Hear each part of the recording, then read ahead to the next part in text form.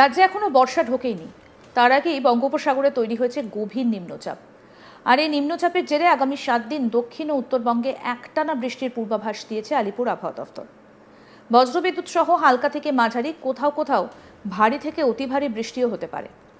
ইতিমধ্যে মৎস্যজীবীদের সমুদ্রে যাওয়ার ক্ষেত্রে জারি হয়েছে নিষেধাজ্ঞা।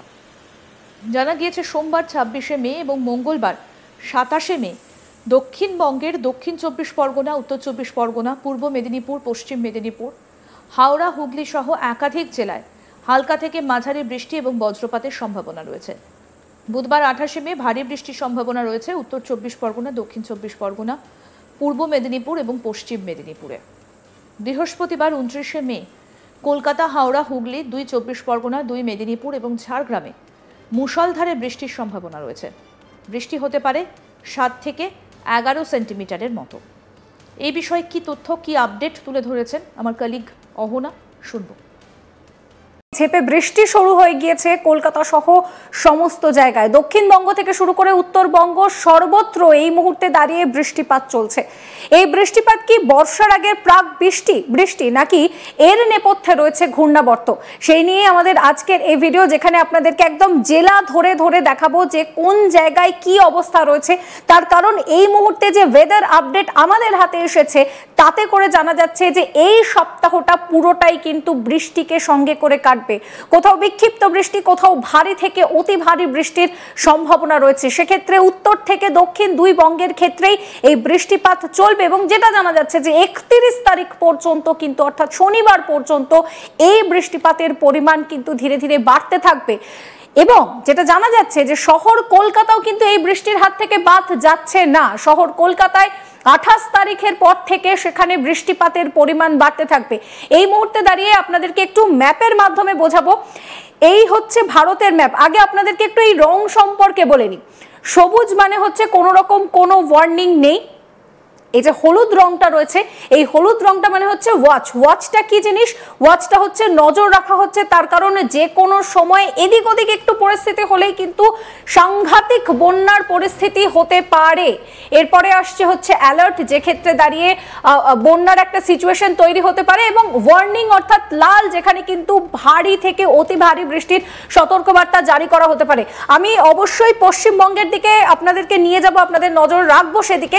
তার আগে আপনারা ভারতটা একটু ভালো করে দেখুন। ভারতের ক্ষেত্রে আমরা দেখতে পাচ্ছি বেশ কিছু জায়গায় কোনো রকম কোনো ওয়ার্নিং নেই, একদম বর্ষার আগে। এবার যে বিষয়টা আপনাদেরকে জানিয়ে রাখবো, এবার কিন্তু বর্ষার 3 দিন আগে কেরলে প্রবেশ করছে। সেক্ষেত্রে দাঁড়িয়ে বেশ কিছু জায়গায় যেরকম কমলা সতর্কবার্তা জারি করা হয়েছে, সেরকম কিন্তু মুম্বাইয়ের কাছাকাছি এখানে কিন্তু লাল সতর্কবার্তাও জারি করা হয়েছে।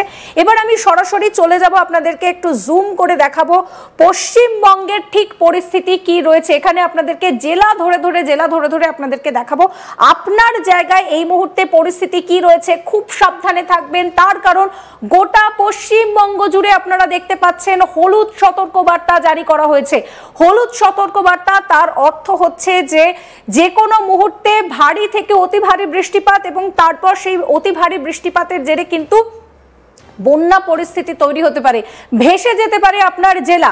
এবং এই মুহূর্তে দাঁড়িয়ে আপনাদেরকে যে ছবিটা আমি দেখাচ্ছি, দেখুন সাউথ 24 পরগনা, সাউথ 24 পরগনায় কি বিষয় জানা যাচ্ছে যে এখানে কিন্তু বৃষ্টির সম্ভাবনা রয়েছে, থান্ডারস্টর্ম অ্যাক্টিভিটির সম্ভাবনা রয়েছে, অর্থাৎ বজ্রবিদ্যুৎ সহ বৃষ্টিপাত। 40 কিলোমিটার গতিবেগে, ঘন্টায় 40 কিলোমিটার গতিবেগে দমকা ঝোড়ো হাওয়া বইবে, অর্থাৎ খুব সাবধানে থাকবেন। এমনিতেই আমরা দেখেছি যে আয়লা বলুন, ফেনী বলুন, যখনই এই ধরনের কোনো নিম্নচাপ, ঘূর্ণিঝড় কিছু আসে, তখন কিন্তু এই জায়গাটাই মূলত টার্গেট থাকে। সাউথ 24 পরগনা মূলত টার্গেট থাকে। সেক্ষেত্রে দাঁড়িয়ে সাউথ 24 পরগনার জন্য এই মুহূর্তে দাঁড়িয়ে যেটা বলা হচ্ছে যে 40 কিলোমিটার গতিবেগে দমকা ঝোড়ো হাওয়া সেটা কিন্তু বইতে পারে।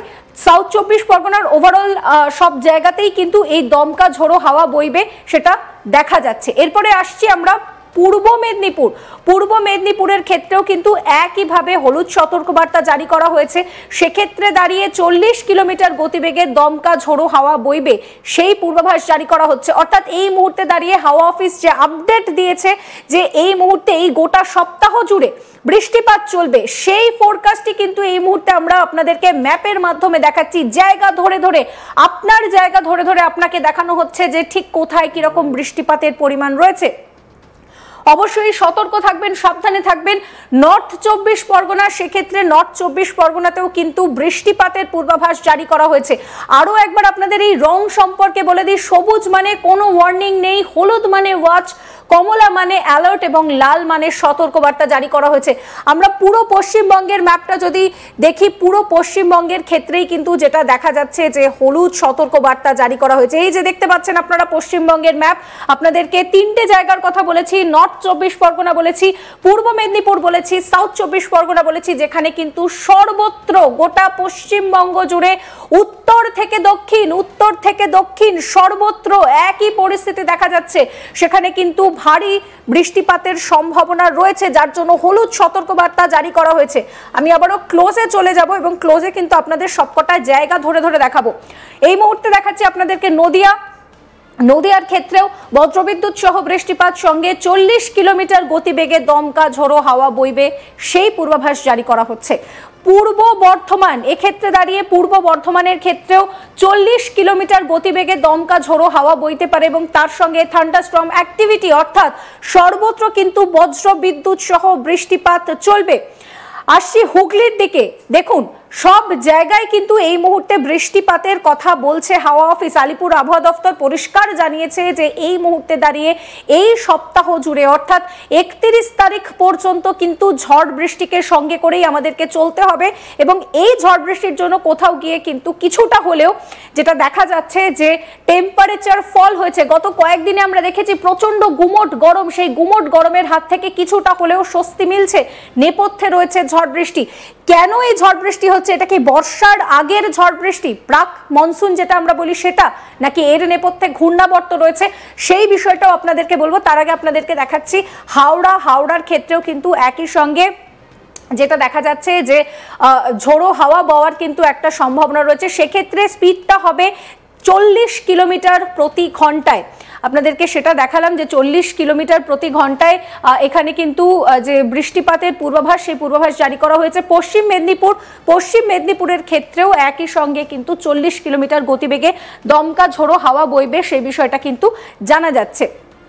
এরপর হচ্ছে ঝাড়গ্রামের ক্ষেত্রেও অবশ্যই বৃষ্টিপাতের কথা বলা হচ্ছে, কারণ বারবার আপনাদেরকে আমি বলছি যে গোটা পশ্চিমবঙ্গ জুড়ে কিন্তু কমলা সতর্কবার্তা জারি করা হয়েছে। ঝাড়গ্রামের ক্ষেত্রেও সেই একই পরিস্থিতি। বাঁকুড়ায় আমরা দেখেছি যে গরমের রীতিমতন হাঁসফাঁস অবস্থা, নাভিশ্বাস উঠছে, সেইখানেও একই সঙ্গে বৃষ্টিপাত, ঘন্টায় 40 কিলোমিটার গতিবেগে দমকা ঝোড়ো হাওয়া বইবে বলেই কিন্তু জানা যাচ্ছে। পুরুলিয়ার ক্ষেত্রেও একই সঙ্গে 40 কিলোমিটার গতিবেগে দমকা ঝোড়ো হাওয়া বইবে। আরও আপডেট পেতে দেখতে থাকুন আজ তাক বাংলা। সাবস্ক্রাইব করুন, নোটিফিকেশন পেতে বেল বাটন অপশন প্রেস করুন, হোয়াটসঅ্যাপেও ফলো করুন আজ তাক বাংলা।